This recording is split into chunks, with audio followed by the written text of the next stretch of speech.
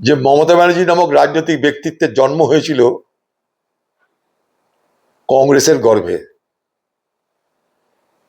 Congress party যদি না থাকতো তাহলে মমতা ব্যানার্জি এই পরিচয় কখনো পেতেন না। এই মমতা ব্যানার্জি যখন পশ্চিমবঙ্গে কেউ চিনত না, তখন কংগ্রেস পার্টির পক্ষ থেকে তাকে যাদবপুরে সোমনাথ চ্যাটার্জির মতন ব্যক্তিত্বের বিরুদ্ধে লড়বার সুযোগ করে দেওয়া হয়েছিল, আর তাকে জেতানো হয়েছিল। সহানুভূতির হাওয়া ছিল, ইন্দিরা গান্ধীর মৃত্যু ছিল, তিনি জিতেছিলেন। সেই মমতা ব্যানার্জি রাজীব গান্ধীর দৌলতে পশ্চিমবঙ্গের যুব কংগ্রেসের সভাপতি হয়েছিলেন। তখন থেকে মমতা ব্যানার্জির প্রকৃত রাজনৈতিক উত্থান শুরু হয়। সেই মমতা ব্যানার্জি কংগ্রেস দল ছেড়ে হঠাৎ করে কংগ্রেসের অধিবেশন হচ্ছে যখন কলকাতাতে 97-98 সালে, তখন তিনি নতুন দল খুললেন। অভিযোগ করলেন যে কংগ্রেস, তরমুজ কংগ্রেস, আমাদের সঙ্গে নাকি আমরা নাকি লড়তে পারি না বামেদের সঙ্গে, তাই তিনি দল ছেড়ে আরেকটা দল করলেন। আচ্ছা, যেদিকে রাইটার্সের সামনে গুলি চলেছিল, যে শহীদ দিবস পালন করে উনি বাংলায় মাতব্বরি করতেন, সেদিকে তিনি তৃণমূল কংগ্রেস করতেন না কংগ্রেস করতেন? তিনি কংগ্রেসের সব নিয়েছেন। কংগ্রেসের নেতাদের কাছ থেকে তিনি সমর্থন নিয়েছেন, নেত্রী হয়েছেন, ভোটে জিতেছেন। শুধু তাই নয়, ইউপিএ সরকার হওয়ার পর এই মমতা ব্যানার্জি ইউপিএ সরকারে যোগদান করে রেলমন্ত্রী হয়েছিলেন। এই মমতা ব্যানার্জি কখনো অটল বিহারী বাজপেয়ী সরকারেরও মন্ত্রী ছিলেন। অতএব এর রাজনৈতিক চরিত্র বলে কিছু আছে বলে আমি মনে করি না। তিনি বিজেপি সরকারে একবার নয় দুবার, কংগ্রেস সরকারে দুবার, এই তার রেকর্ড। অথচ কোথাও তিনি স্থায়ী হননি, কারণ তার একটাই লক্ষ্য ছিল, সকলের ঘাড়ে চড়ে আমাকে সিংহাসন পেতে হবে। তো ঘাড়ে চড়া রাজনীতি উনি মাস্টারি করেছেন। আরেকটা জিনিসে মাস্টারি করেছেন, সেটা হচ্ছে পশ্চিমবঙ্গে বিরোধী রাজনীতি ছিল, দল ভাঙানোর রাজনীতি ছিল না। চোরা শিকারীরা যেমন জঙ্গলের মধ্যে ঢুকে জন্তু জানোয়ারকে শিকার করে, কেউ জানতে পারে না। মমতা ব্যানার্জি ক্ষমতা আসার পর, 2011 সালে ক্ষমতা আসার পর, কংগ্রেসের লোকদেরকে সেইভাবে চোরা শিকারী মতো শিকার করে, কাউকে টাকা দিয়ে, ভয় দেখিয়ে, লোভ দেখিয়ে, ম্যানেজ করে, ক্ষমতা দেখিয়ে তিনি তার দলকে বড় করেছেন, কংগ্রেসে খতম করেছেন।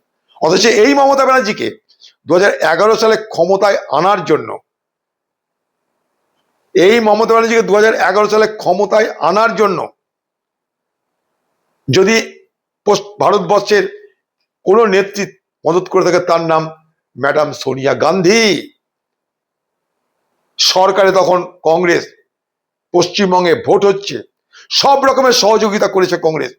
ম্যাডাম সোনিয়া গান্ধী, কংগ্রেস দল, প্রণব মুখার্জি সেদিন বেঁচে ছিলেন, সব রকমের সহযোগিতা করেছে এই মমতা ব্যানার্জিকে।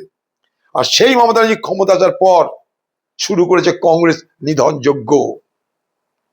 মনে করে দেখুন, 2011 সালে মমতা ব্যানার্জি আপনি ক্ষমতা এসেছিলেন কংগ্রেসের সাহায্য নিয়ে, কংগ্রেসের এমএলএ নিয়ে, কংগ্রেসের শক্তি নিয়ে। অস্বীকার করতে পারেন? ক্ষমতা আসার পর আপনার প্রথম টার্গেট কি? কংগ্রেস নিধন যজ্ঞ করো। একের পর এক কংগ্রেসের এমএলএ দেখে খরিদ করো, ভয় দেখাও, ভোট করতে দিও না, পঞ্চায়েত ভোট, মিউনিসিপালিটি ভোট করতে দেবে না, লোভ দেখাও, ভয় দেখাও, ক্ষমতা দেখাও, দল দল বাড়াও। কংগ্রেসকে নিশ্চিহ্ন করতে হবে। বক্তব্য রাখছেন আপনি যে কংগ্রেস করেছেন, মানে আপনাকে লজ্জা হয়? হ্যাঁ? আর সেই মমতা ব্যানার্জি যখন বিজেপির কাছে হারলো, প্রথম দৌড়ি এসেছে কোথায়? সোনিয়া গান্ধীর কাছে। মমতা ব্যানার্জির জীবনে ইন্দিরা গান্ধীর মৃত্যুর পর রাজীব গান্ধীর সক্রিয় সহযোগিতা, সরাসরি তাকে নেতৃপদে অধিষ্ঠান করা, সোনিয়া গান্ধীর স্নেহ মমতা, সবকিছু মিলিয়ে তিনি মমতা হয়ে সব থেকে আগে কংগ্রেসকে খতম করার জন্য তিনি উদ্যোগী হয়েছিলেন, কংগ্রেসই তার যজ্ঞে নেমেছিলেন, এবং সেই সুবাদে বিজেপি পশ্চিমবঙ্গে ক্ষমতা বাড়িয়ে ক্ষমতা দখল করেছে। আজ আপনি নিজের দলই ধরে রাখতে পারছেন না। কথায় আছে না যে যারা সাপের খেলা দেখায় তাদেরকে সাপের কামড়ে মরতে হয়। তো আপনি সাপুড়ে খেলা দেখিয়েছিল, দল ভাঙানোর খেলা, আজকে সেই সাপুড়ে সেই দল ভাঙানোর খেলায়, অর্থাৎ সেই সাপের ছোবলেই সেই সাপুড়ের আজকে দুরবস্থার শেষ নাই, অথচ আপনার দলের নেতাদের বাতিলেরও শেষ নাই। দল ধরে রাখতে পারছেন না আপনি, হু হু করে সব পালাচ্ছে।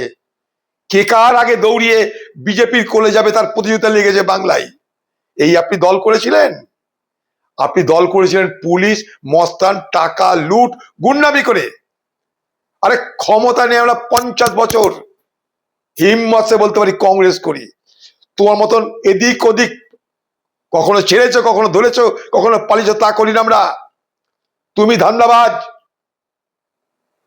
তুমি যখন যেমন তখন তেমন করো, গিরগিটি রঙের মতো নিজের চরিত্রের রং পাল্টাও। আজ তোমার লোকরা হুঁকে পড়েছে, তোমার জ্বলন হচ্ছে, খোকা বাবুকে আর তোমাকে বাঁচানোর জন্য কংগ্রেসের কাছে হাত ধরতে আসতে হচ্ছে। তারপরে তোমাদের বাতেলা যায় না। প্রিয়াঙ্কা গান্ধী মজা করে বলেছে যে ভাই তোমাদের যা হয়েছে তোমরা তো আমাদের সঙ্গে তাই করেছো। সত্য এটা, তার জন্য তো বাতেলা করার কি আছে? স্বীকার তো করতে পারতো, হ্যাঁ আমরা যেটা করেছি ভুল হয়েছে, আর হবে না, তবে না রাজনীতি।